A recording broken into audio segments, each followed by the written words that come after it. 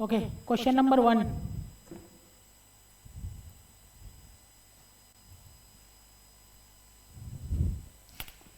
बोला company received an offer to purchase a new machinery. एक company offer मिला है उसको एक न्यू मशीनरी, मतलब उसको परचेज करना चाहता है एक न्यू मशीनरी, उसको ऑफर मिला है। ऑफर किस चीज़ का? न्यू मशीन परचेज करने का। अदर कोई ऑफर नहीं है, ठीक है। In replacement of existing one, उसके पास पुराना खटारा चल रहा है, उसके पास खटारा मशीन चल रहा है, उसको फॉर्म ऑफर मिला है कि भाई इसको चेंज करो, मेरे पास एक नया मशीन है। The cost of new machine will be 30 lakhs. नया मशीन का खर्चा 30 लाख। एक बात याद रखना, जब भी ऐसा कोई सम्स है कि पुराना नया लाएंगे या पुराना है, इससे पहले भी सम्स किए थे ना, नया लाएंगे पुराना है, तो ऑब्वियसली आउटफ्लो मेरा नेट में आएगा। Net outflow is equal to cost of the new machinery minus scrap value of the old machinery. मेरे माइंड में ये चलना चाहिए एक्चुअली, जब सम पर रिप्लेसमेंट का बात कर रहे हैं ना, तो जरूर इवेल्युएट करवाएगा कि नया ले खरीदे कि नहीं खरीदे। अगर नया खरीदेंगे तो पुराना बेचेंगे, तो नेट आउटफ्लो मेरा नेट हो जाएगा। जितना पैसा मेरा न्यू को खरीदने में गया माइनस पुराना को बेच के आया, तो नेट आउटफ्लो रहेगा। ये मुझे पता नहीं मैं सम्स में है कि नहीं है, बट मेरे बैक ऑफ द माइंड में चल रहा है ऐसा कि रिप्लेसमेंट देख के। आई होप आप लोग के बैक ऑफ द माइंड में चलना चाहिए, इसी को मैच्योरिटी बोलते हैं, ठीक है। थोड़ा सा सोचना पड़ेगा कि हाँ ये भी हो सकता है, ये angle. The cost of the new machine, अच्छा बोलते हैं, the supplier offer to take the existing machinery at ₹4 lakh. वो आएगा मशीन देगा 30 लाख में और 4 लाख दे के मशीन लेके चला जाएगा पुराना वाला, तो नेट आउटफ्लो 26 लाख, ठीक है। नेट आउट तो net inflow minus net outflow करना पड़ेगा मुझे, ठीक है। तो आउटफ्लो तो दिख गया हमको 26 लाख है। अब इनफ्लो निकल जाएगा तो मेरा एनपीवी पॉजिटिव होगा तो निकल जाएगा। लेना है नया, नहीं तो नहीं लेना है। आ रहा है समझ में, मतलब फ्रेमवर्क समझ में आ रहा है ना माइंड में कि ये फ्रेमवर्क है मेरा। The new machine will expect life of 5 years which will fetch salvage value of 3 lakhs। क्या हिंट दे रहा है डिप्रिशिएशन का? अरे ना, अगर 100% रहता टैक्स डिडक्शन तो हम क्या करते? 100% टैक्स डिडक्शन रहता तो क्या करते? याद है इससे पहले वाले सम्स किए थे। ये डिप्रिशिएशन मतलब क्या है? हौले हौले चार्ज होगा पीएल में, यही होगा ना। पीएल में हौले हौले चार्ज होगा, तो हौले हौले चार्ज होने से मेरा नेट पीएल पीबीटी जो होना चाहिए था, मतलब पैट जो होना चाहिए प्लस डिप्रिशिएशन होगा। दिख रहा है आपको? आई थिंक आप कंफ्यूज नहीं हो रहे क्या बोल रहे हैं नहीं बोल रहे हैं। मैं वही बोल रहा हूँ जो अभी तक हम लोग सम्स कर रहे थे। PBT minus tax plus depreciation, ये ट्रीटमेंट रहता। लेकिन अगर बोल देता 100% आपका डिडक्टेबल है, इसका मतलब डिप्रिशिएशन की जरूरत नहीं होती। अंडरस्टूड? तो मेरा 100% डिप्रिशिएशन डिडक्टेबल, इसका मतलब कि मेरा टैक्स जो बचता उसको हम लोग सब कंसीडर करते हैं। आ रहा है समझ में कि नहीं आ रहा है? सर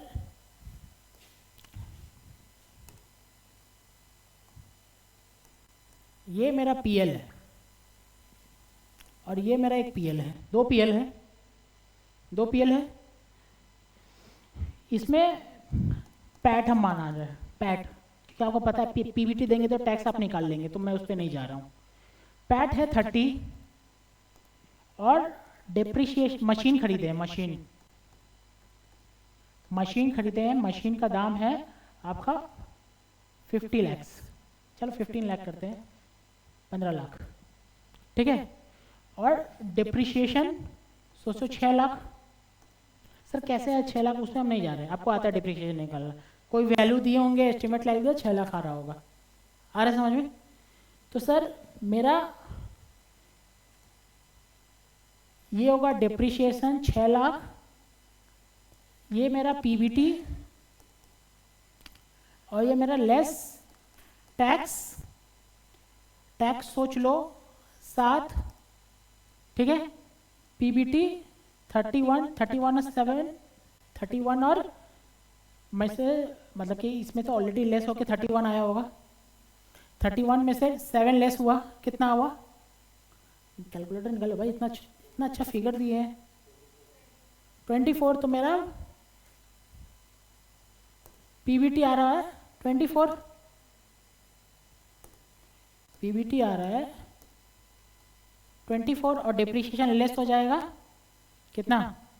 तो ऐड हो जाएगा डिप्रिसिएशन कितना? 6, नेट कैश फ्लो 30। ठीक है, ये आ रहा समझ में? अगर बोलता कि सर 100% टैक्स डिडक्टेबल है तो मेरा डिप्रिसिएशन नहीं आता। अरे 100% टैक्स डिडक्टेबल इसका मतलब क्या हुआ? हौले हौले जाएगा कि एक साथ चला जाएगा? कॉस्ट ऑफ मशीन आ जाता। बोला ना 100% टैक्स डिडक्टेबल तो 15 आ जाता ना इधर डायरेक्ट। अरे समझ में 15 आ जाता। ये तो बोलना चाह रहा है हौले हौले आएगा, आज 6, अगला साल 6, उसके बाद 3, और ये बोला तुम 100% टैक्स डिडक्टेबल ले लेना। इसका मतलब सर तो पीबीटी को अगर हम मान ले कि सेम है, पीबीटी अगर 30 नहीं, पीबीटी 31 कैसे हो सकता है? तब कम हो जाएगा ना। तो सोचो ये पे यहाँ पे कुछ है, पीबीटी माइनस डिप्रिसिएशन कितना होता? 31 प्लस 31 प्लस 6 कितना होता है? 37। आ रहा है समझ में? 37 minus depreciation, PBT minus tax, ऐसे ही है ना। तो सर ये आ जाता पीबीटी माइनस डिप्रिसिएशन 37। आ रहा समझ में भाई कि नहीं आ रहा समझ में? बताओ बताओ। 37 आ रहा समझ में? ये डिप्रिसिएशन नहीं रहता, कॉस्ट रहता लेस। कितना आ रहा है? 37 माइनस 22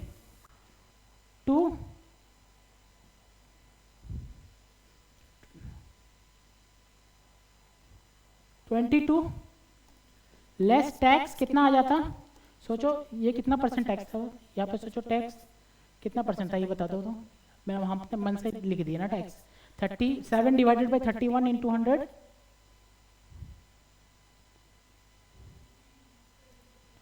22.5। तो इसमें भी 22.5 टैक्स लगता। कितना आ रहा है ये? 4.9। सोचो 4.9 तो कितना मेरा होता ये पैट? 17.1 और एड डिप्रिसिएशन होता क्या? नहीं होता, नहीं होता ना, क्योंकि कॉस्ट ऑफ द मशीन तो एक्चुअली कैश फ्लो था। तो इसका मतलब कि सर मुझे टैक्स कितना, ये 100% अलाउ कर दिया है, इसका मतलब मुझे टैक्स कितना, टैक्स का सेव कितना हो गया? देख लो, पहले कितना टैक्स दे रहे थे हम लोग? 7। अब कितना टैक्स दे रहे हैं? सेविंग टैक्स कितना बोलते हैं? 3.1, 2.1। आ रहा समझ में? क्लियर है? तो सर अगर एक साथ लेता, अगर बोल देता 100% टैक्स डिडक्टेबल, तो क्या करते हमको? हम सेविंग्स निकाल देते हैं और वो भी कैश फ्लो में ऐड कर देते हैं। करते कि नहीं करते? समझ में आ रहा है क्या कि नहीं आ रहा है? ऑनलाइन समझ में आ रहा है क्या? ऑनलाइन समझ फिर से में? एक बार बोल दीजिए। हाँ बस फिर से और एक बार बोल दीजिए सर। और एक बार पूरा बोल। समझ नहीं है, फिर सेकंड। हाँ, मैं बोल रहा हूँ कि सर मेरे पास एक पीएनएल का फिगर है, उसमें 37 था एक्सपेंसेस, और उसमें से डेप्रिसिएशन मैंने लेस किया 6, तो मेरा पीबीटी आ गया। और अगर पीबीटी के बाद 31 आ गया, फिर मैंने टैक्स लेस किया कितना? 7, तो पैट आ गया 24। तो नेट कैश इनफ्लो कितना हो गया? 20 नेट कैश आउटफ्लो तो 24 प्लस डेप्रिसिएशन मैंने बताया था sir, depreciation is non cash expenses, तो ऐड हो जाएगा कितना 630 कैश फ्लो, वही इनफ्लो, आउटफ्लो नहीं बोलो, इनफ्लो, ठीक है। कैश इनफ्लो नेट क्या आ रहा है 30, लेकिन अगर मेरा डिप्रिसिएशन नहीं रहता तो 100%, तो मेरा ये डिप्रिसिएशन का कैश इनफ्लो नहीं जुड़ता, टैक्स की सेविंग का कैश इनफ्लो जुड़ता, यही जुड़ता ना। तो नेट कैश इनफ्लो क्या होगा, टैक्स सेव कितना 2.1, ठीक है। तो अगर मैं जितना ज्यादा डिप्रिसिएशन रहेगा पीएल में उतना ज्यादा मेरा टैक्स का सेविंग होगा, देख लो आ रहा समझ में। जितना ज्यादा पीएनएल में डिप्रिसिएशन रहेगा उतना ज्यादा टैक्स सेव होगा। इसमें डिप्रिसिएशन कितना था 6, और इसमें मुझे डिप्रिसिएशन नहीं मिला लेकिन पूरा का पूरा पीएनएल में चार्ज करने के लिए मिल गया, तो उसमें मेरा क्या हुआ, टैक्स सेव हो गया, देख लो 2.1। मैं बोलने का यही मतलब है, ठीक है। तो अगर डिप्रिसिएशन दे रहा है यहाँ पे तो ऑब्वियसली हम लोग का जो फिगर है उसमें जाके डिप्रिसिएशन पैट में ऐड हो जाएगा, ठीक है, to for cash flows. Currently the company generates sales revenue of 40 lakhs। Shobhan समझ में आ रहा है क्या, नहीं आ रहा है? हाँ सर समझ गए सर, समझ गए। ठीक है। Currently the company generates sales revenue of 40 lakhs, ठीक है। सेल्स रेवेन्यू कितना जनरेट करता है 40 लाख। अर्न्स कंट्रीब्यूशन 40%, कंट्रीब्यूशन 40% मतलब वेरिएबल कॉस्ट होगा 60%, है कि नहीं। The new machine will reduce the variable cost by 20%, मतलब कि जो न्यू मशीन है वेरिएबल कॉस्ट 20% से लेस कर देगा, इसका मतलब 60% माइनस 20%, है कि नहीं। बस फिर 60% माइनस 40% का मतलब क्या हुआ, 60% माइनस 20% का मतलब क्या हुआ 40%, नहीं 60% माइनस 60% का 20% कितना 48% हो गया। आ रहा समझ में, नहीं आ रहा सर। मेरा सेल्स दिया है कितना 100% और कंट्रीब्यूशन कितना दे दिया है 40%, तो मेरा अभी पता चला है वेरिएबल कॉस्ट कितना हो गया 60%। आ रहा है। अब क्या बोला है कि मेरा सेल्स तो रहेगा 100%, ठीक है, बट मेरा वेरिएबल कॉस्ट क्या हो जाएगा, कम हो जाएगा। तो वेरिएबल कॉस्ट हो जाएगा 60% माइनस 60% का 20%। आ रहा समझ में, तो क्या 48%, 60 माइनस 12 48, और ये हो जाएगा मेरा प्रॉफिट क्या हो जाएगा, सॉरी प्रॉफिट कंट्रीब्यूशन है, प्रॉफिट सोचो कितना हो जाएगा, कितना हो जाएगा 52%। दिख रहा है आपको, आ रहा है समझ में कि नहीं आ रहा है? ऑनलाइन का समझ में आ रहा है कि नहीं? गलती कहाँ होता है, आप 60% माइनस 20% कर देते, 40% लिख देते हैं यहाँ पे, वो गलती हो जाता है, ठीक है, ऐसा नहीं होता है। फिर क्या बोला है, the new machine will reduce the unit variable cost, unit का वेरिएबल कॉस्ट मतलब variable cost per unit by 20% and increase in output by 20%। Oh my god, तो ये वाला आउटपुट भी बढ़ेगा कितना 20% से। अब बोले सर ये आप कैसे जोड़ दिए 100 प्लस 20%, अरे 100 का 20%, 100 इंटू 20% तो 20 ही ना होगा, उसमें भी हम यही लगाए हैं कि 100 प्लस 100 का 20%, तो घुमा के 120% ही हो गया है वो। Understood? The extra unit output can be sold, extra output sold हो जाएगा, मतलब ये मत समझना कि एक्स्ट्रा आउटपुट बन गया तो मार्केट में डिमांड नहीं है, हो जाएगा sale. The revenue cash flows may be considered at the end of each year, जो कैश फ्लो आ रहा है वो that will be considered at the end of each year, हर साल के एंड में आएगा। मेरा भी यही एजम्पशन रहता है पीवी लेने में। The companies after tax cost of capital is 14%, PV कैसे किस में टनेगा? 40% में। The present value of the factor 14% eight the and, PV का फैक्टर दे रहा है, क्या फायदा, हम खुद ही निकाल लेते हैं, है कि नहीं? Based on NPV criterion advise the proposal is acceptable और नॉट, इग्नोर टैक्सेशन, टैक्सेशन को इग्नोर करने बोल दिया आपको, मतलब टैक्सेशन का पॉइंट नहीं आएगा, ठीक है? तो आउटफ्लो तो हमको दिख गया, क्या आउटफ्लो कितना टोटल? 26 लाख। फिर एक मेरा इनफ्लो होगा कितना? 40 लाख का। चलो पहले बनाते हैं तब देखते हैं। कैश आउटफ्लो,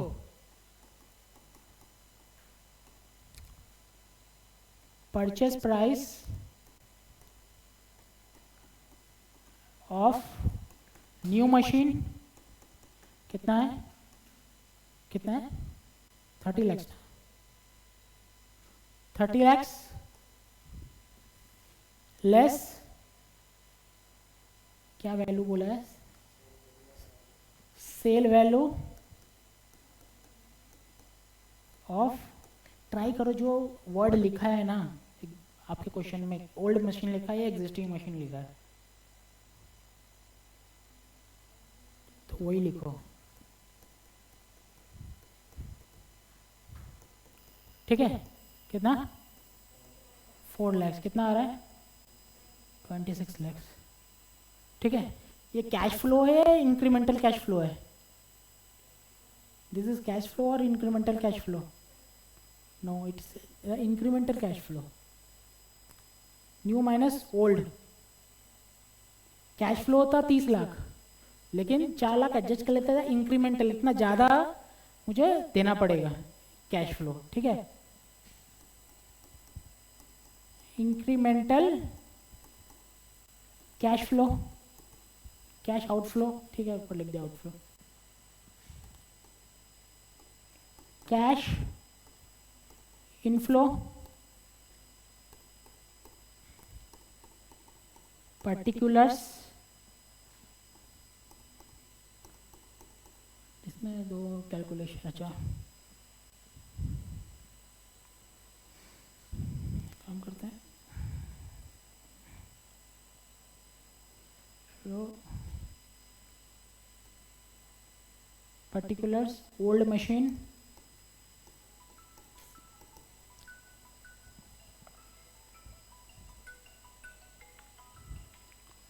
ओल्ड मशीन, ठीक है? क्या सेल्स है? सेल्स 40 लाख। अच्छा यहाँ पैसे दिया हुआ है क्या? ठीक है, rupees in lakhs, 40 less variable cost, मुझे नहीं पता। कंट्रीब्यूशन कितना बोला ये? 60% बोला ना, 60% लगते हैं, ओल्ड का तो 60% है ना, 24, देयरफॉर कंट्रीब्यूशन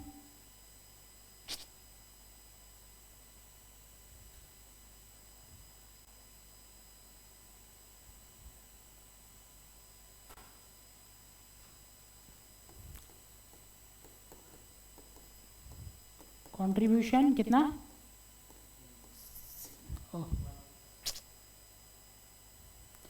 16,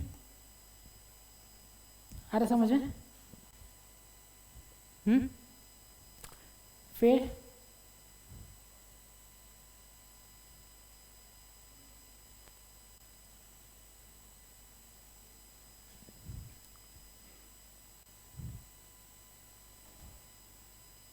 ये फिर particulars, new machine,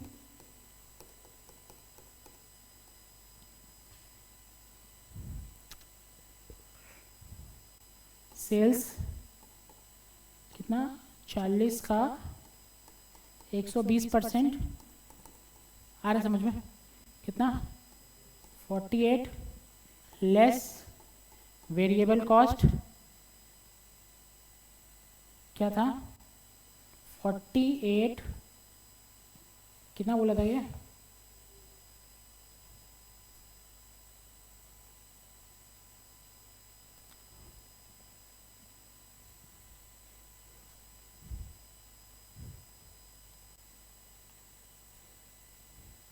forty eight 60 का लेस 20%, ये है ना।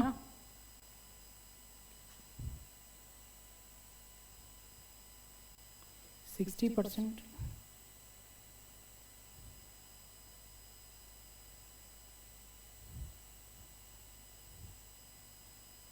सिक्सटी माइनस 60% का कितना परसेंट था 20% था 20% क्या आ रही है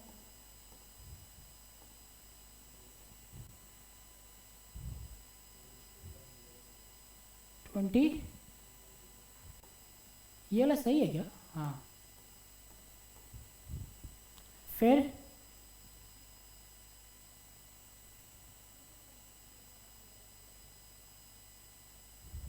ट्वेंटी थ्री क्या बोले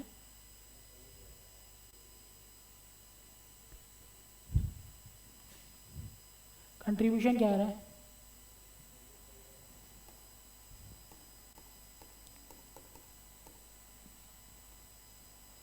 24.96 आ रहा है समझ में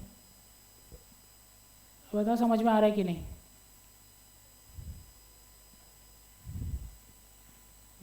ऑनलाइन क्लास समझ में आ रहा है क्या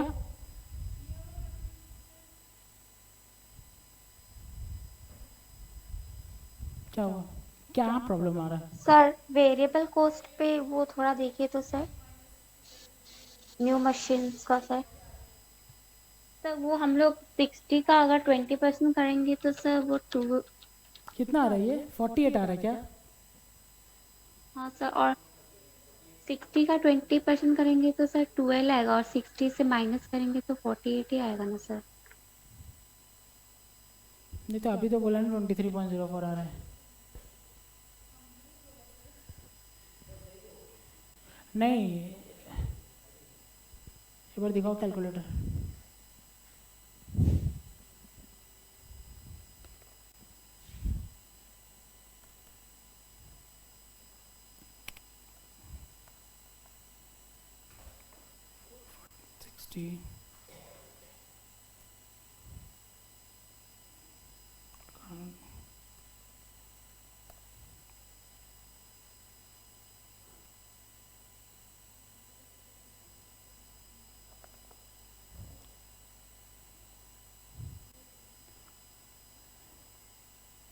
अच्छा 48%।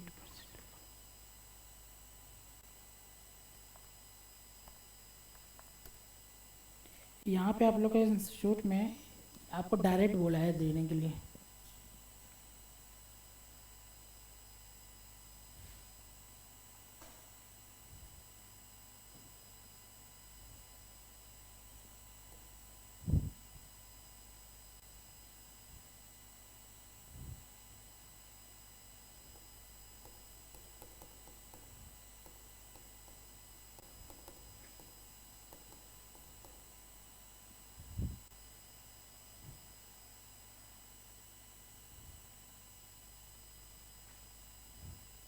लेस वेरिएबल कॉस्ट 60% माइनस 20%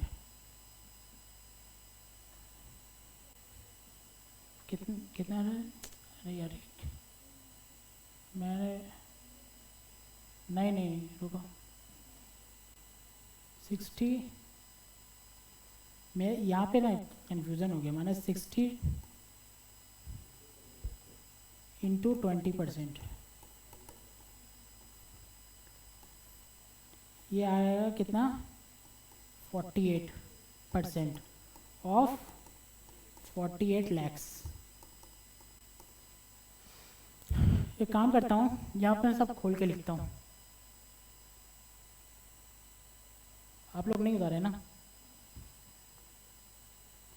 कितना था सेल्स 40 लैक्स, कंफ्यूजन हो रहा है यहाँ पे परसेंट और उसमें 60% कितना आ रहा है 24 लैक्स, ये आ रहा है 16 lakhs.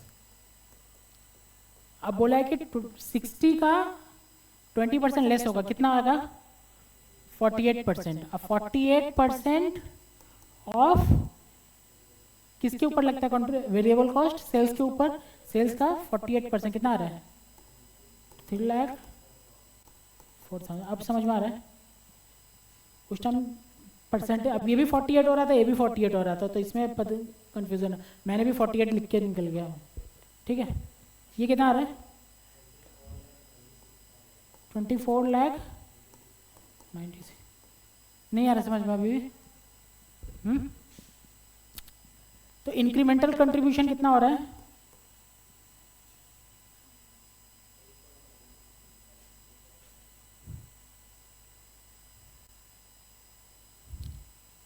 therefore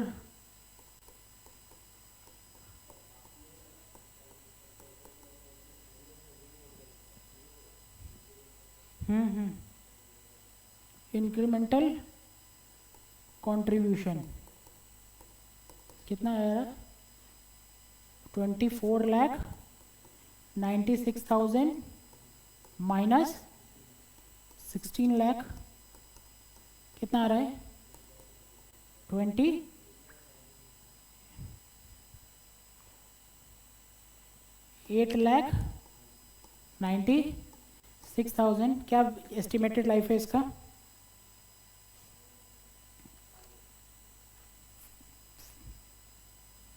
therefore PV of incremental contribution is equals to 8,96,000 into PVAF कितना परसेंट है, नहीं परसेंट कितना है ये 15%, 15% है ना 14% है क्या, अच्छा 14%,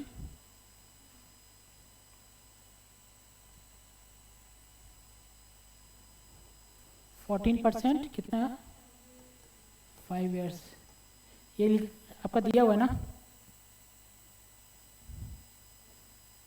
8,96,000 इंटू क्या आ रहा है, ये जोड़ दो,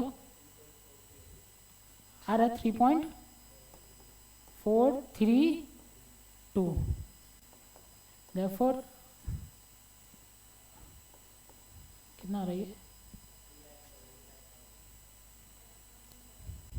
73 lakhs 75,072 आ रहा है। ये क्या है इंक्रीमेंटल पीवी है या पीवी है, इंक्रीमेंटल पीवी है या पीवी है, इंक्रीमेंटल है ना, मैंने लेस कर दिया ना। ठीक है, कितने साल का, ये कितने साल का था, ये क्या पर ईयर था, और ये किसी को प्रॉब्लम है कि ये कैसे आया, क्यों आया, कैसे आया, क्यों आया, कुछ प्रॉब्लम नहीं है। तो सर मेरा एनपीवी पॉजिटिव में आएगा,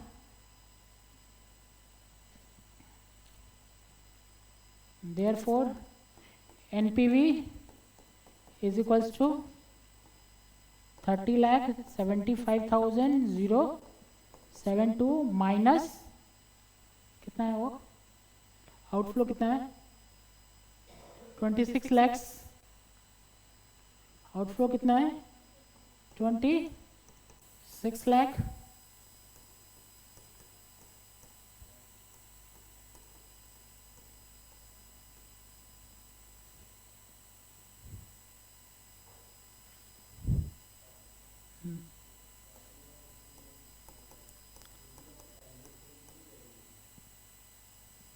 अच्छा सैल्वेज भी था क्या? और सैल्वेज भी तब ऐड होगा।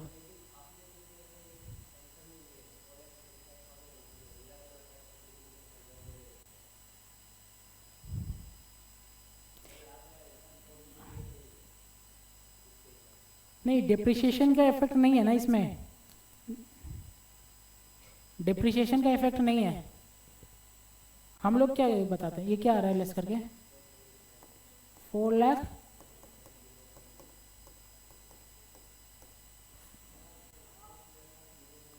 475,012। इसको उतारिए, हम आपको बताते हैं। पहला है सर, मेरा क्वेश्चन ये है,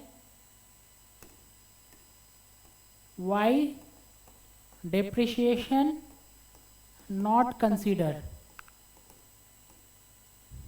why salvage not considered, ये मेरा क्वेश्चन है। उतारिए, सोचो, या उतारना नहीं है, सिर्फ देखना है। जूम कर दे, किसी के दिमाग में आए तो हमको बताना, why not considered।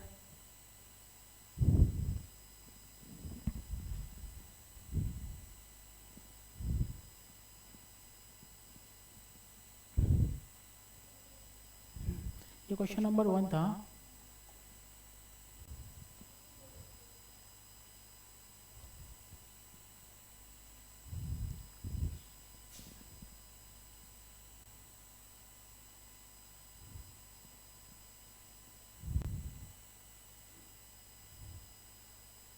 क्योंकि यहाँ पे सर टैक्स को इग्नोर किया गया है सर, उसलिए। यस, यहाँ पे टैक्स को इग्नोर कर दिया गया है।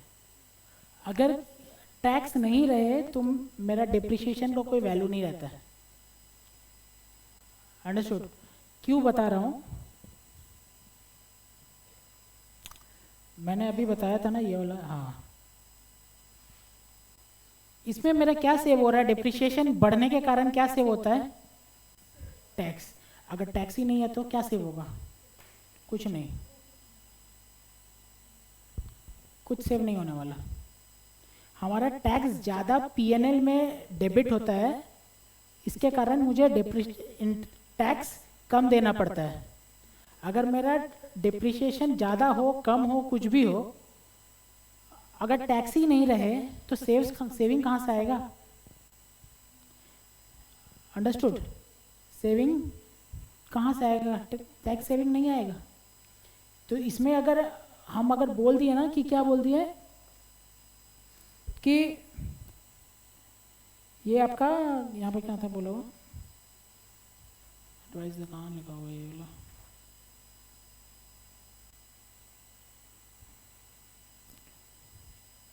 कहाँ लिखा ना, इग्नोर टैक्सेशन वाला। हाँ, इग्नोर टैक्सेशन, टैक्सेशन इग्नोर करने दी बोल दिया। इसका मतलब क्या हुआ कि सर हमको अब डिप्रिशिएशन से कोई मतलब ही नहीं है। अब जब डिप्रिशिएशन से मतलब नहीं है तो उसका एस्टिमेटेड लाइफ भी हमको मतलब नहीं है। मेरा डिप्रिशिएशन नहीं है, डिप्रिशिएशन एस्टिमेटेड लाइफ क्या है? It is the residual value of the machine after depreciation, यही है ना estimated. It is the residual value of the machine after depreciation. तो सर अगर डिप्रिसिएशन ही इररिलेवेंट है तो उसका रेसिडुअल वैल्यू कहाँ से इररिलेवेंट होगा? अरे समझ में? तो सर जब आपका टैक्स, डिप्रिसिएशन कभी इफेक्टिव है जब आपका टैक्स है। हम ये नहीं बोल रहे कि डिप्रिसिएशन चार्ज नहीं होगा, पीएनएल में डिप्रिसिएशन चार्ज होगा, लेकिन टैक्स नहीं रहने के कारण उसका बेनिफिट नहीं आएगा, डिसीजन मेकिंग में भी बेनिफिट नहीं आएगा। आ रहा समझ में क्या बोल रहा है? डिसीजन मेकिंग में आपका बेनिफिट नहीं आएगा, क्योंकि आप पुराना वाले पे डिप्रिसिएशन चार्ज कर रहे थे, वो भी नॉन टैक्सेबल डिडक्टेबल है, ये भी नॉन टैक्स डिडक्टेबल है। तो आपका वो कहाँ से है, बेनिफिट कहाँ से है? आ रहा है समझ में? लिखते इसका, आपका हो सकता है दिमाग में, इसको उतार लिए ना, इसके लिए जगह छोड़िए ये वाला और लिखिए why depreciation and salvage value is not considered. Why depreciation and salvage value is not considered?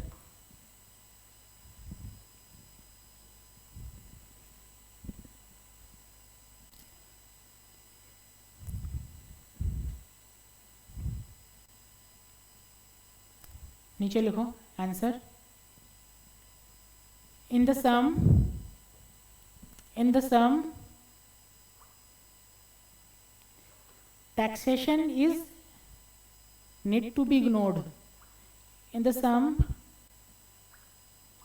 taxation is need to be ignored.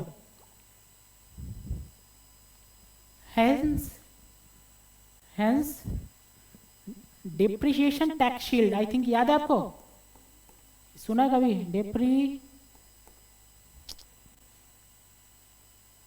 depreciation tax shield, ये कहीं सुना है क्या? ये सुना है क्या?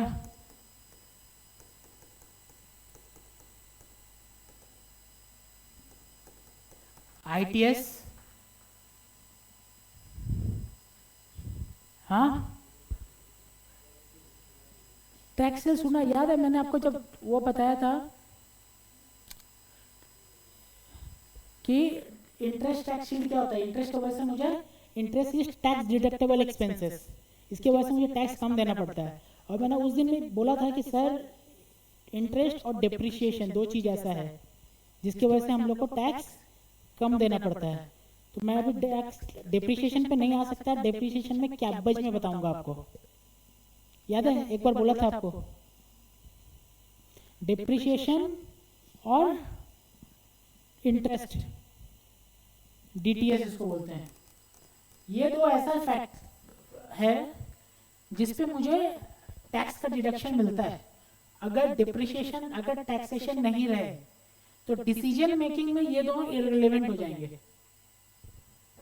आप अगर घुमा के सम्स देखोगे तो मैं PBT लिखता था, टैक्स लेस करता था, पैट आता था, फिर डिप्रिसिएशन ऐड करता था, उसके बाद NPV आता था। बताओ ये NPV पे डिप्रिसिएशन का इफेक्ट रहता था कि नहीं रहता था? घुमाओ घुमाओ घुमाओ, पेज घुमाओ, पेज घुमाओ, डिप्री ऐसे सम्स करवाया है मैंने।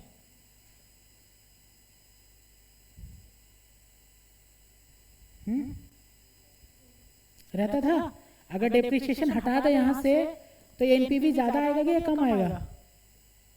कम आएगा। अगर कम आएगा तो ये NPV कम आएगा तो प्रोजेक्ट क्या आएगा? रिजेक्टेड हो जाएगा कि एक्सेप्टेड हो जाएगा? रिजेक्टेड। इसका मतलब कि सर डिप्रिसिएशन का इफेक्ट आपका NPV में होता था, डिसीजन मेकिंग में रहता था। लेकिन अगर मैं टैक्स को ही नहीं हटा दूं वहां से तो मेरा PBT और पैट सेम, तो इतना ड्रामा करने का मतलब ही नहीं है। Decision making is irrelevant. मैं PBT को लेके भी कर सकता हूँ और पैट को लेके भी डिसीजन ले सकता हूँ। समझ में आ रहा है? मेरा अगर ये 100 रुपया होगा, टैक्स अगर 30 रुपया होगा, ये 70 रुपया होगा, ये 20 रुपया होगा, तो क्या होगा? -40, सॉरी 70 प्लस 90 होगा। और अगर यही नहीं रहेगा तो ये प्लस ये आ जाएगा।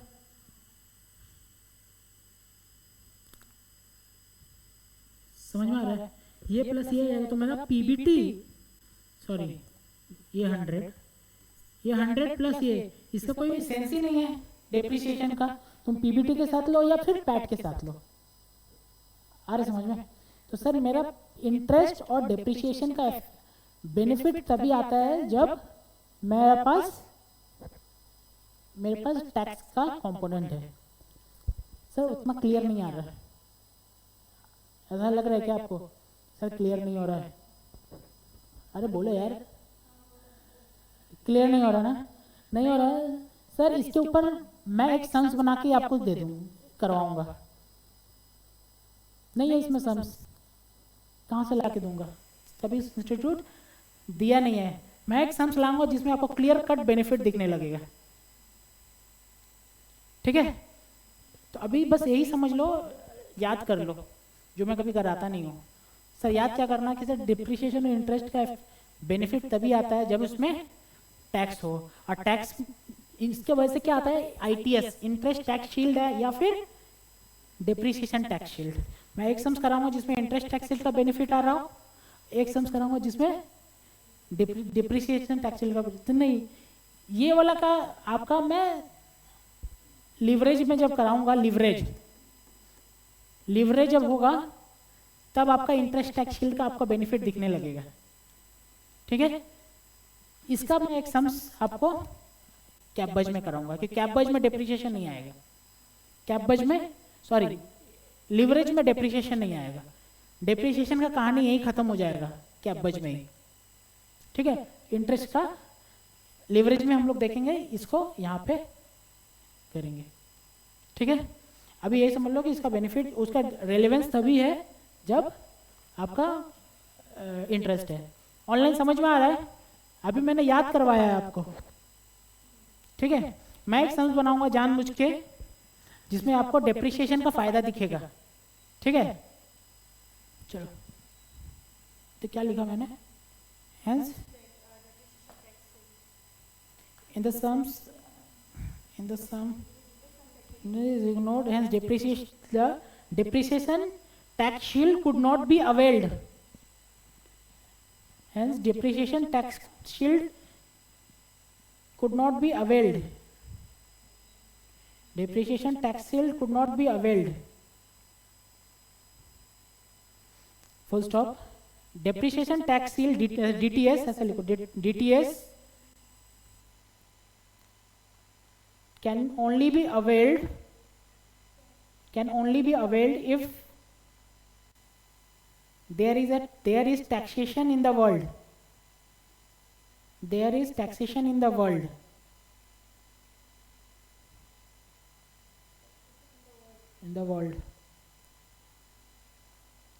ठीक है। अगर विदाउट टैक्स वर्ल्ड चल रहा है तो डीटीएस बेनिफिट ऐसे लिखो, DTS benefit can also, DTS benefit, it's a benefit, हाँ benefit because we are paying less tax. नहीं हाँ वो डी मैंने ऊपर लिखवाया ना, DTS benefit can only be availed, DTS benefit can only be availed if there is taxation in the world। ठीक है, आगे बढ़े। एक में ऊपर रहा क्या आपका डेप्रिसिएशन से सम्स कराना, दूसरा रहा आपका डिवेंचर इंटरेस्ट का एक सम्स था ना, याद है? डिवेंचर इंटरेस्ट का एक सम्स था, मैंने बोला बाद में देखूंगा। तीसरा रहा, तीसरा अरे वो वाला करना आपका रेशियो एनालिसिस में छूटा हुआ है, मुझे याद आ रहा है, आप लोग को याद नहीं है? याद है कहाँ से? अभी उसको पूछेंगे कभी क्या क्या बचा हुआ है। फिर 2 हो गया था। अच्छा डिसीजन लिख लो, डिसीजन इसका सम्स का decision, incremental NPV is positive,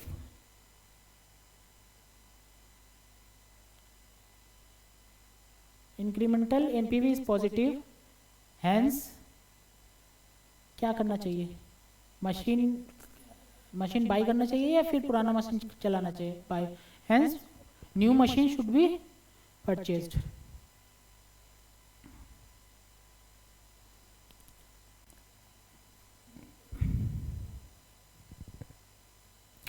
देखते हैं, 2 हो गया है, 3 हो गया है, 4 हो गया है, 5, अरे बताओ आप लोग टिक कर रहे हैं ना सम्स को?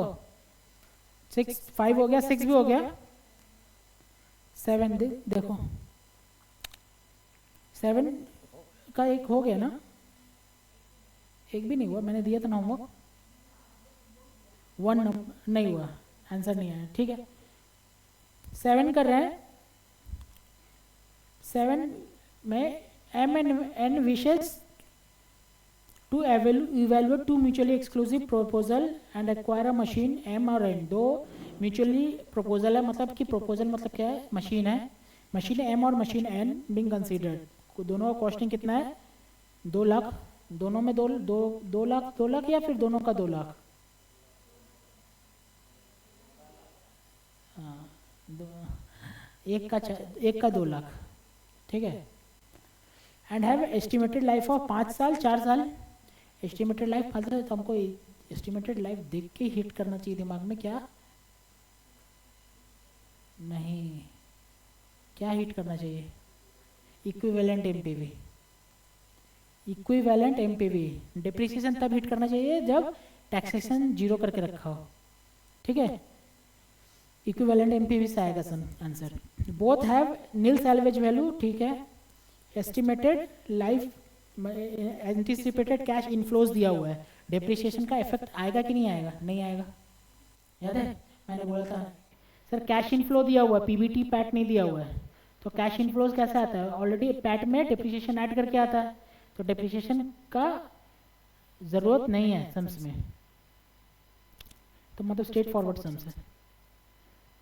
After adjustment taxes for tax भी एडजस्ट कर दिया, डेप्रिसिएशन भी एडजस्ट कर लिया। Find the accounting rate of return and NPV for the both machine and advice M N limited which machine should be bought, कौन सा machine खरीदना है, द रिक्वायर्ड रेट ऑफ 10%।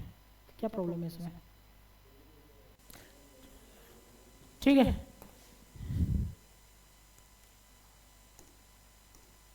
लिखते हैं कैलकुलेशन ऑफ एनपीवी। मैं जानबूझ के छोटा है एक में ही कर देता हूँ। मशीन क्या एम है ना, एम, यहाँ पे ईयर, यहाँ पे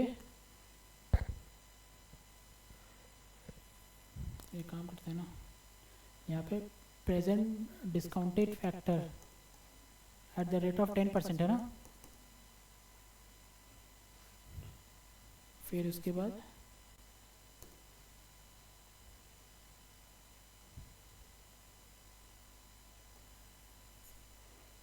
machine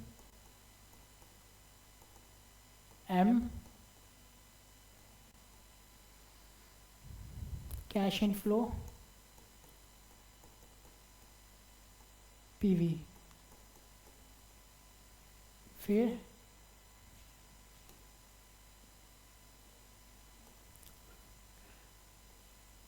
machine M N cash inflow और पीवी। चलो बनाओ, बनाइए बनाइए, बना लिया आपने, नहीं है आंसर, चलो क्या आ रहा बताओ तो, हेल्प करो, किसी ने बना लिया तो हेल्प करो, क्या क्या आ रहा है। ईयर क्या है, 1 2 कितना साल है, 5 साल, 3 4 5, क्या आ रहा है ये तो यहाँ से निकल जाएगा, बताओ 0.909 0.826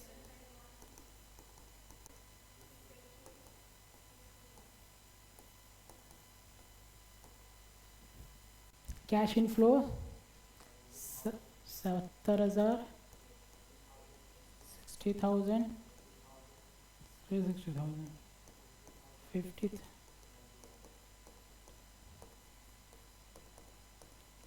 ये बताओ 63,630,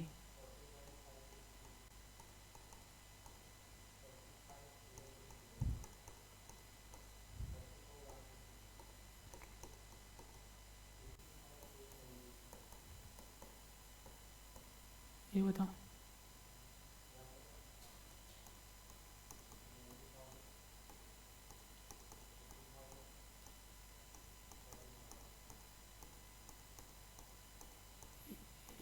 यहाँ पे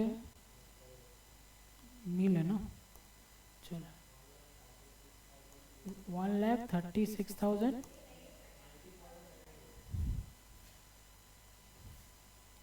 90,900 बोलो,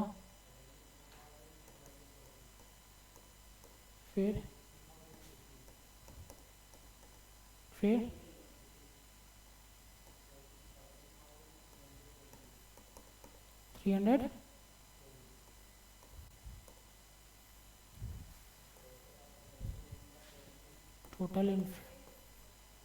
टोटल इनफ्लो कितना आ रहा है 2,48,219 ये वाला 640 लेस इनिशियल इन्वेस्टमेंट कितना आ रहा है 2 लाख ना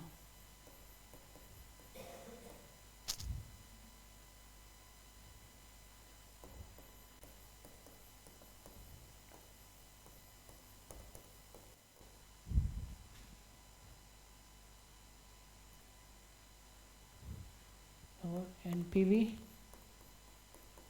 48,290 फिर ये 50 640 PV AF कितना परसेंट था 10% ना एन ईयर ये क्या आ रहा है जोड़ के बताओ जोड़ ये वाला 3.79 ये 3.19 फिर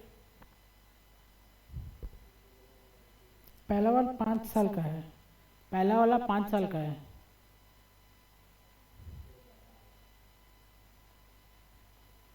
M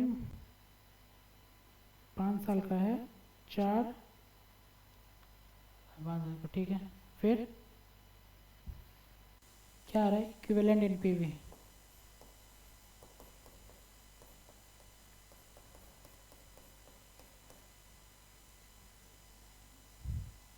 बताओ अरे बोलो डिवाइड करके 12741 पॉइंट दूसरा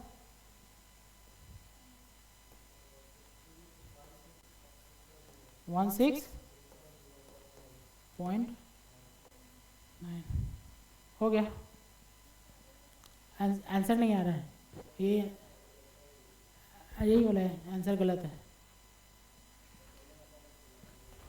मुझे भी नहीं पता कि आंसर में गलत दिया हुआ है ठीक है यही है कौन सा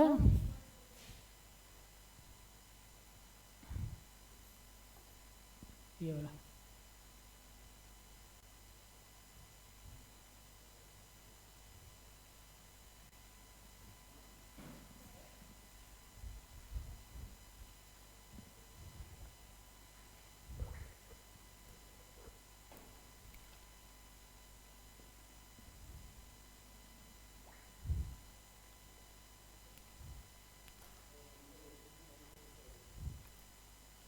मशीन एंड हाँ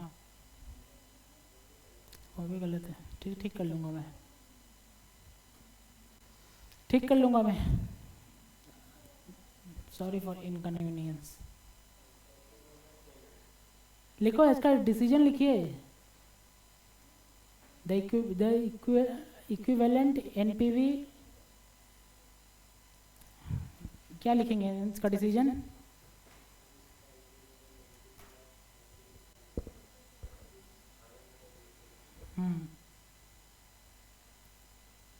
The equivalent NPV of machine N is higher than machine M. Hence, machine N would be selected. Of machine N, Nagpur is greater than equivalent NPV of machine M, Maharashtra.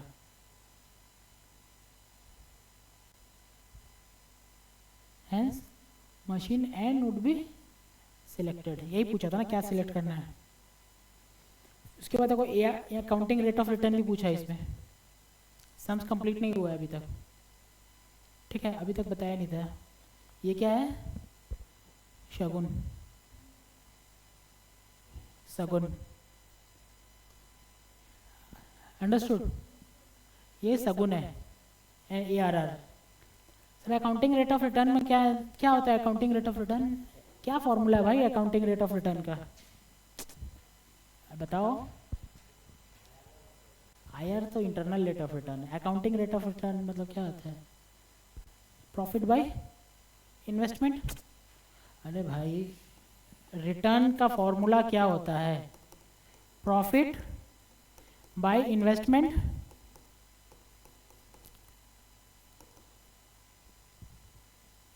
That's the accounting rate of return. नाम सुन के क्या लग रहा है? अरे मेरा नहीं मेरा नहीं, रिटर्न वाले का क्या लग रहा है सर? इसको ये कौन बनाया होगा? फाइनेंस बनाया होगा या अकाउंट बनाया होगा? अकाउंट से। तो इसमें पीवी डाला होगा क्या?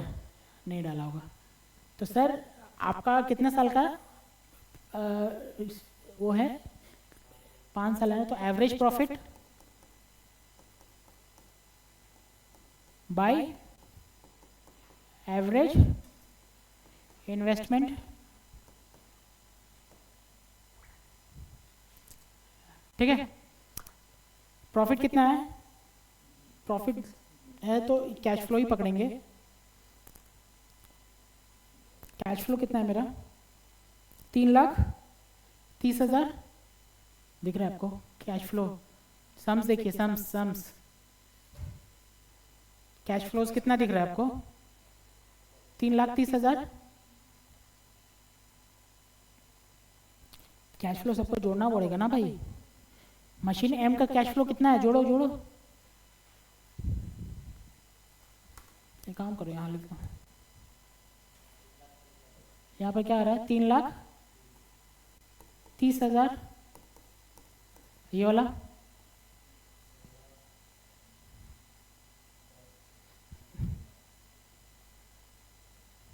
ज़्यादा है।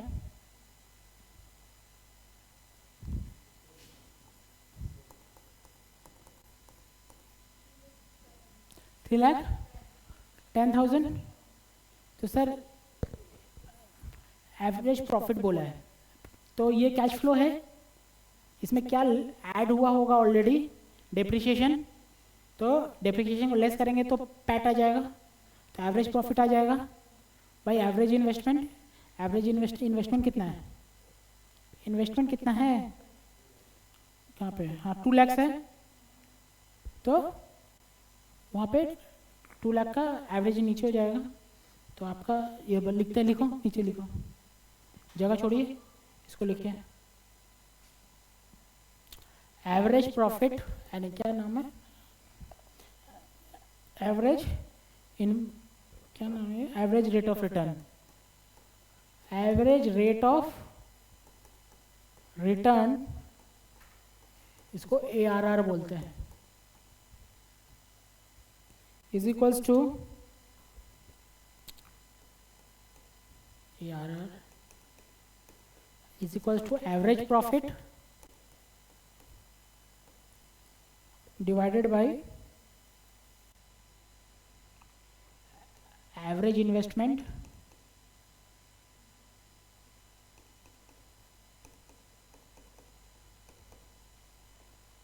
into 100. That implies average profit is equals to cash inflow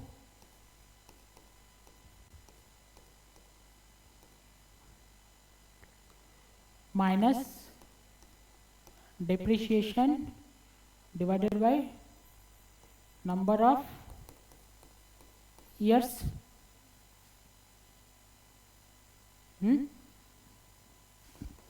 That implies average investment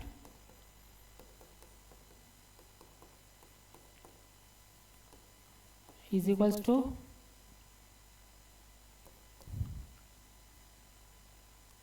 initial investment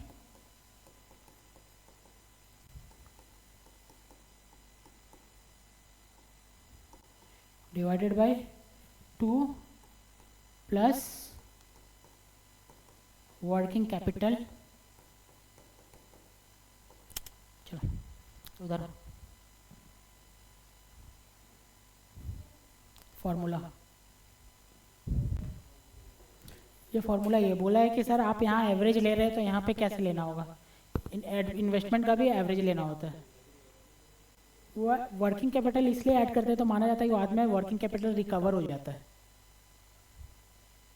हमारा इन्वेस्टमेंट जो हो रहा है वो क्या होता है, वो आपका इन्वेस्टमेंट लमसम लगता है प्लस वर्किंग कैपिटल का भी इन्वेस्टमेंट लगता है, तो इसलिए ऐड कर देते हैं। फॉर्मूला बना है, कुछ नहीं बोल सकते क्यों है, I can not tell anything.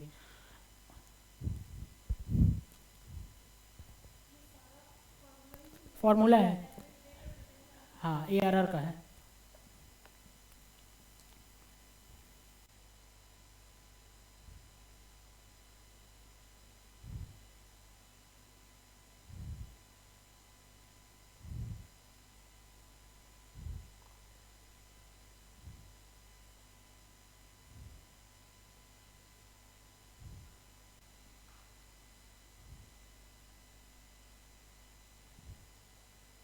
इसको एक मिनट रुको, ये बोला एक मिनट काटना मत, ये थोड़ा cash flow by number of years minus depreciation ऐसे।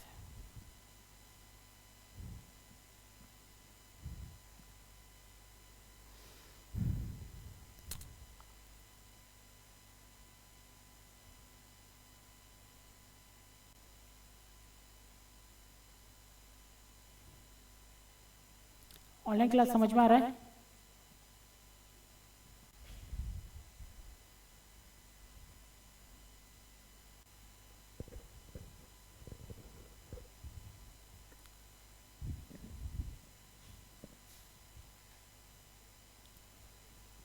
अब वो वाला कीजिए, मशीन M का ARR निकालिए। मशीन M का ARR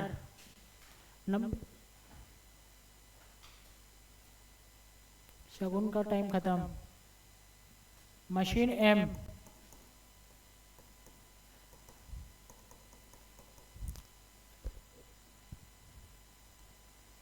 M में average profit is equals to cash flows क्या है 3 लाख,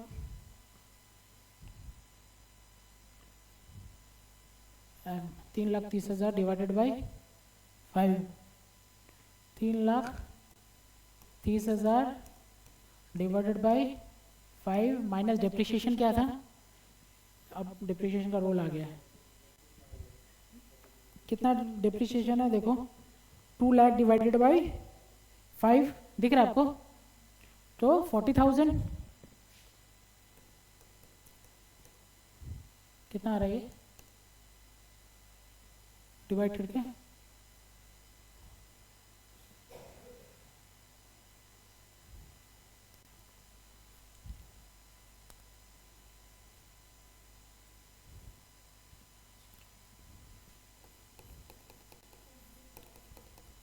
$26,000 लिखिए। Average investment initial investment divided by 2 plus working capital 2 lakh by 2 plus 0 1 lakh,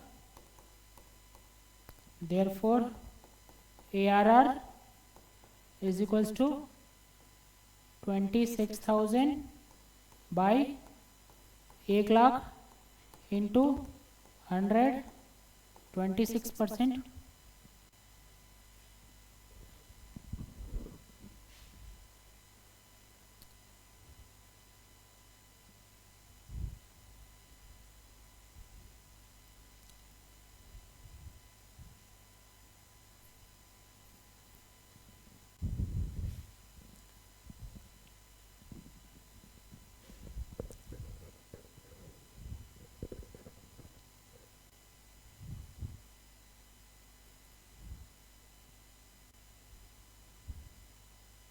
machine N निकालो। ऑनलाइन क्लास समझ में आ रहा है?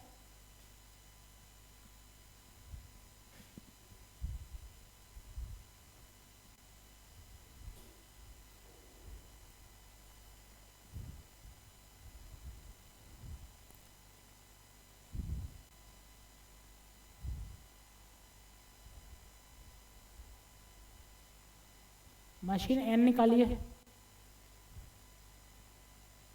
एवरेज प्रॉफिट आएगा 3,10,000 डिवाइडेड बाई 4, कितना रहेगा 3,10,000 divided 4, 27,500 average profit 27,500, average investment same होगा 2 lakh divided by 2 plus 0 equal to 1 lakh, ARR आएगा 27.5%।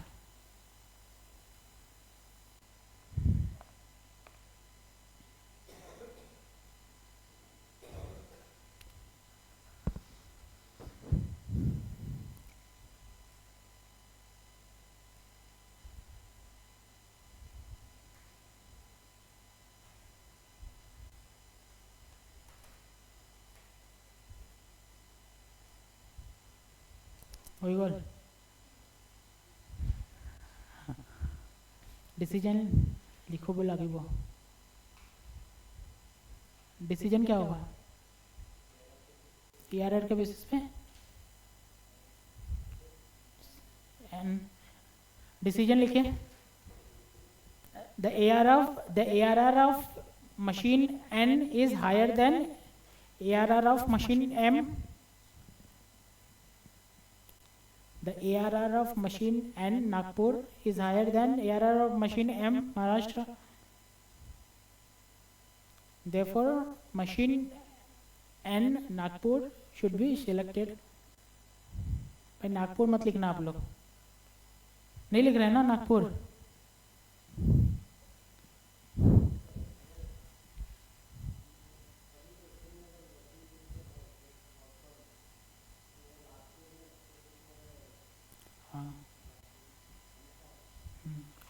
एक मिनट, क्या बोले फिर से बताओ, क्या बोले?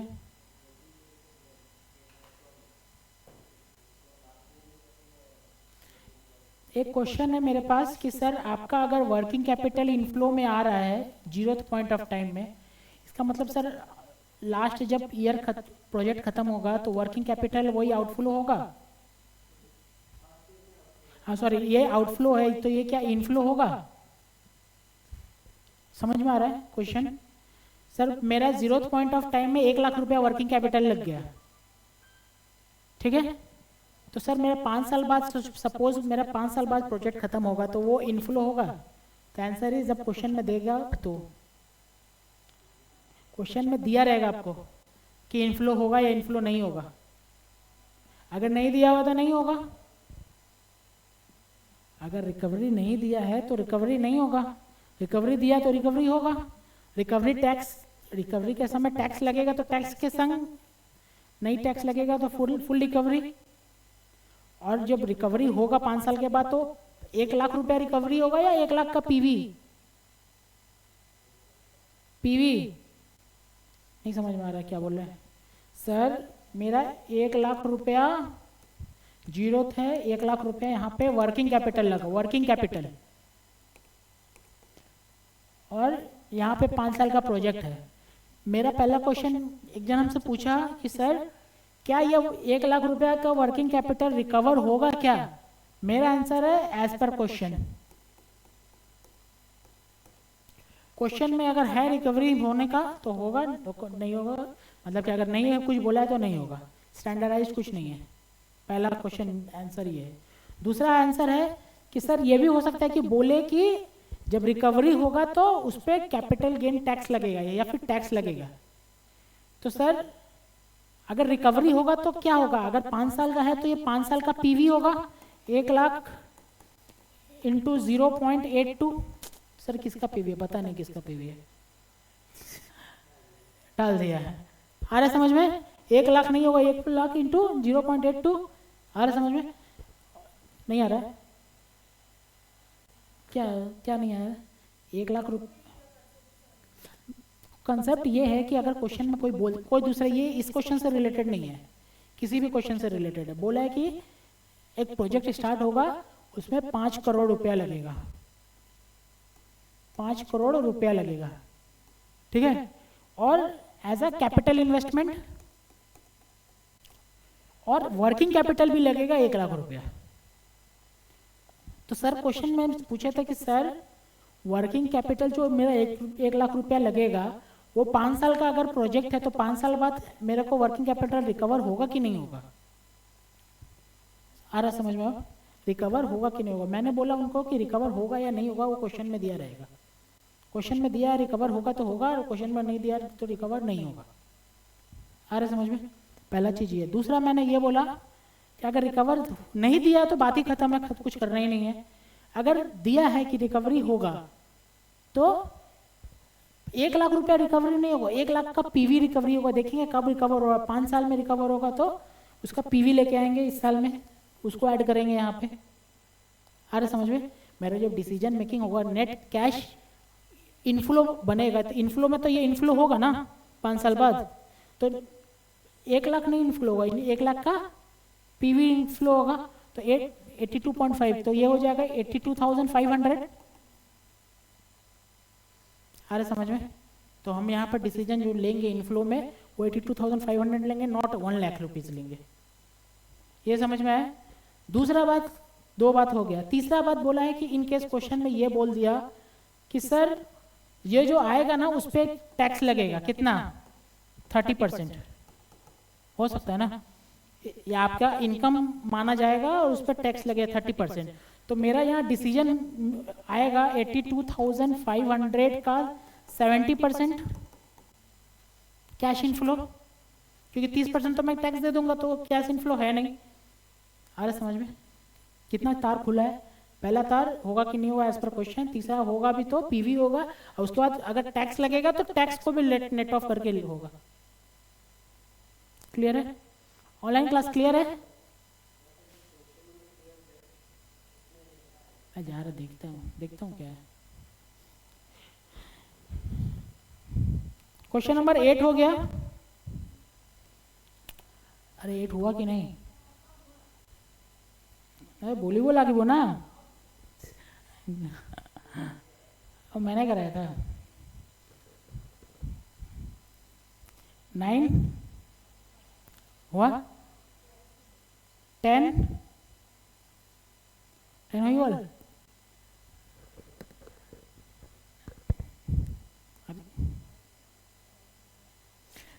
प्लीज इतना फास्ट ना समझ नहीं चलेगा। लाए लाए बोली बोला कि वो इतना फास्ट नहीं चलेगा भाई, इतना फास्ट नहीं चलेगा।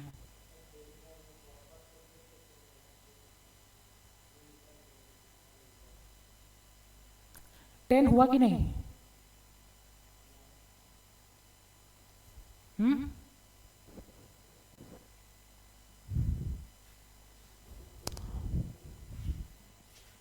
देखो बोला है the following data, question number 10 कर रहा हूं। आप लोग का 10 नहीं हुआ क्या? तो बोले नहीं मेरे को कि 10 नहीं हुआ। मैं पूछ रहा हूँ हुआ कि नहीं। सर 10 का सेकंड पार्ट नहीं हुआ है सर, कॉस्ट ऑफ कैपिटल को कैलकुलेट करना है ना वो पोर्शन। अच्छा, बोला the following data related to projects are provided by management of G limited. Annual savings, हर साल का सेविंग कितना है? 4,20,000। यूजफुल लाइफ चार्ज है, मतलब कि 4,20,000, 4,20,000, 4,20,000, 4,20,000, 4 बार सेविंग्स होगा। ठीक है। पीआई, पीआई किसी को याद है क्या? पीआई क्या होता है? प्रॉफिट। अच्छा, ये जो आपने अभी मैंने एआरआर किया वो आपने उसमें लिख लिया क्या? लिखिए, मैंने फर्स्ट पेज में आपका लिखवाया था ना, फर्स्ट पेज में आपका फॉर्मूला में लिखा आपने, फर्स्ट पेज का फॉर्मूला। डिसीजन, डिसीजन लिखिए। Higher ARR should be selected, higher ARR should be selected, higher ARR should be selected। ठीक है, कॉमन सेंस है। ARR सब हायर को सिलेक्ट करना है। चलो, PI बोला है, PI बोला है कितना? 1.0421। IRR बोला है कितना? 14%। सैल्वेज वैल्यू नील। तो सर बोला है कि आपका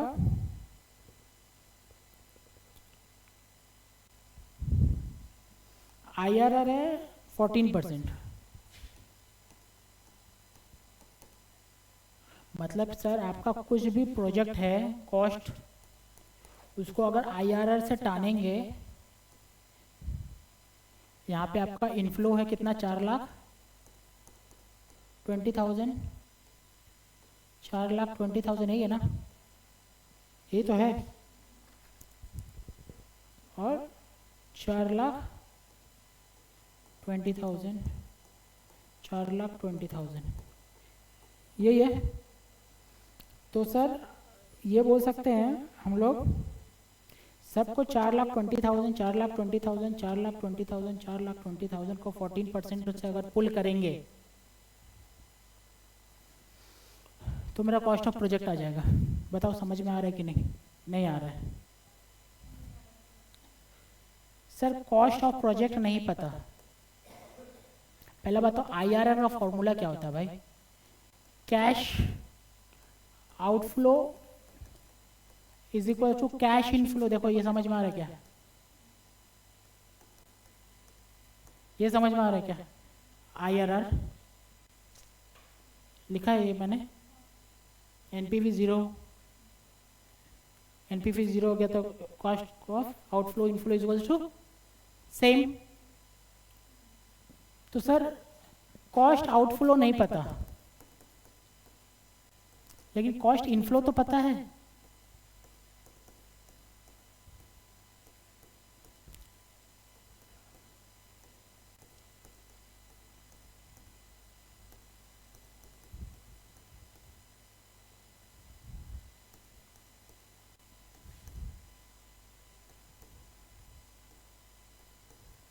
हाँ?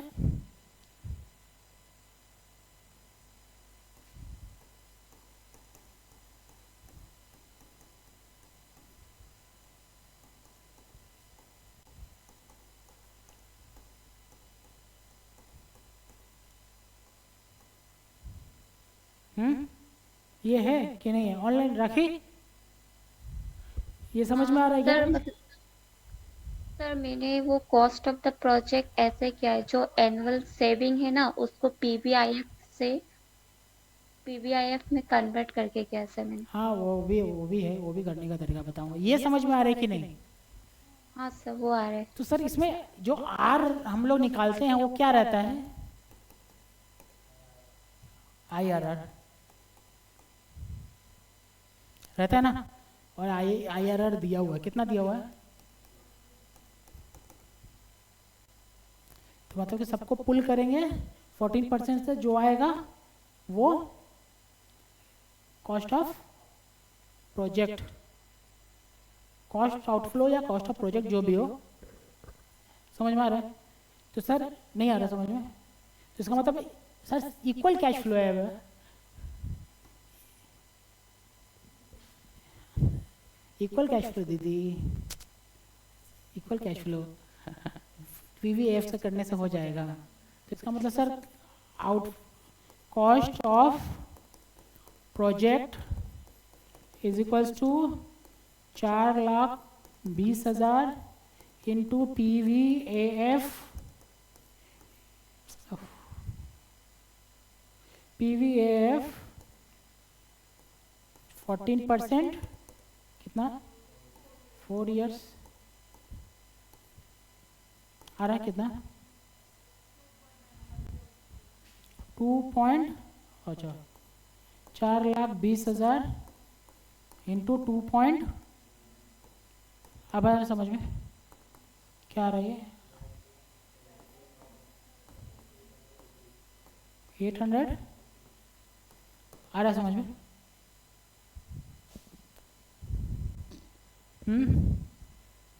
राखी समझ में आ रहा है? आपने ऐसे ही किया होगा। हाँ सर मैंने ऐसे ही किया है सर। लेकिन बस मुझे समझाना था कि सर 14% से पुल क्यों करना है। अभी मैं डायरेक्ट ये वाला डाल देता तो हो सकता है आपको समझ में नहीं आता कि 14% से क्यों डालना है। तो आपको मैंने बताया कि सर 14% से डालने का मतलब कि IRR दे दिया आपको, IRR से पुल करेंगे तो कॉस्ट ऑफ द प्रोजेक्ट आ जाएगा। अंडरस्टूड? और क्या बोला इसमें? एनपीवी निकालने बोला है। एनपीवी तो पीआई क्या होता है? PI is equals to cash inflow by outflow. ये खुद से करना घर पे। हाँ, इनफ्लो क्या है? नहीं, प्रॉफिट इनफ्लो, प्रॉफिटेबिलिटी इंडेक्स दे दे। क्या है profitability index?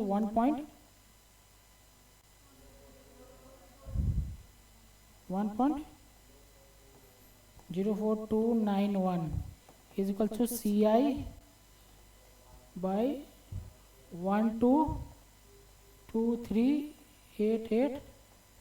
Therefore, cash inflow is equal to A into A.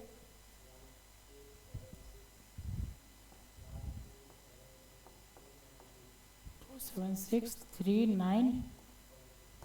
ठीक है, ठीक है। और एनपीवी में ये माइनस ये हो जाएगा, आउटफ्लो माइनस इनफ्लो। आप लोग किए हैं क्या कि नहीं किए हैं?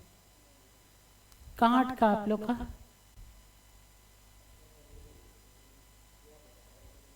तो बिना समझे कैसे कर दे रहे हैं? हाँ,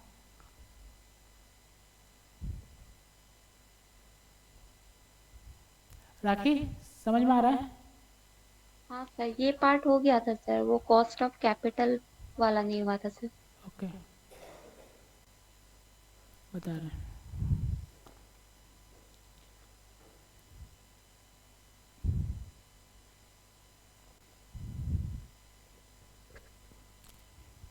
ठीक है सर, क्या बोला है? Cost of capital PV.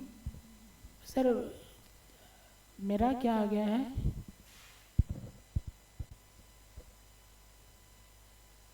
मेरा एनुअल इनफ्लो कितना आ रहा है?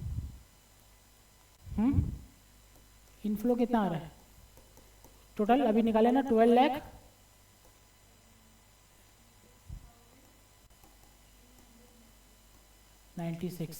ये कितने साल का एनपीवी है? 4 इयर्स का है। और पर ईयर मतलब ऐसे लिखते हैं ना हम लोग, NPV is equals to cash inflow into PVF percent N. ये है ना, ये है ना? तो आपका कैश इनफ्लो, sorry, cash inflow per year, total cash inflow ऐसे लिखते हैं, देखो तो। ऐसे लिखते हैं क्या? सारा कैश इनफ्लो कितना होगा? तो ये क्या होगा? 4,20,000। ठीक है, और टोटल कैश इनफ्लो कितना आया? 12,76,396 into PVF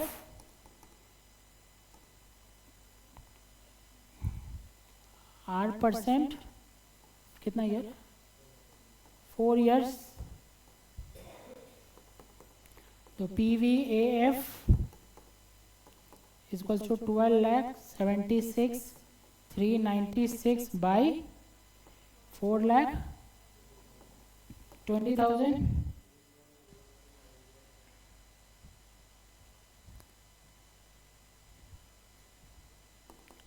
Therefore, PVAF R percent 4 years is equals to 3.904। देखो किसका है, किसका है?